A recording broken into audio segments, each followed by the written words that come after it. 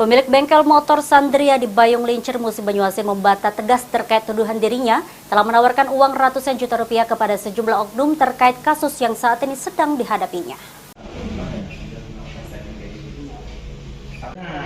Dalam keterangannya, Susandi, pemilik bengkel motor Sandria di Bayung Lincir, Musi Banyuasin, dengan tegas membantah kalau dia telah menawarkan uang ratusan juta rupiah kepada beberapa oknum untuk menghentikan permasalahan hukum yang kini sedang dihadapinya.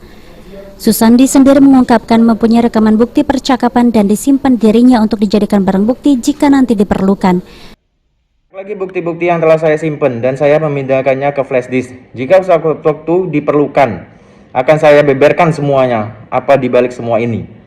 Kami sempat ingin melapor ke polisi karena merasa akan diperas. Namun saat kami akan mau melapor, polisi ternyata tidak dapat karena belum menyerahkan uang. Sebelumnya, Susandi sendiri telah melaporkan permasalahan hukum yang kini telah dihadapinya ke pihak polisi serta Ombudsman RI perwakilan Sumsel dengan melaporkan oknum lurah di Bayung Lincir. Firman Hidayat, PAL TV.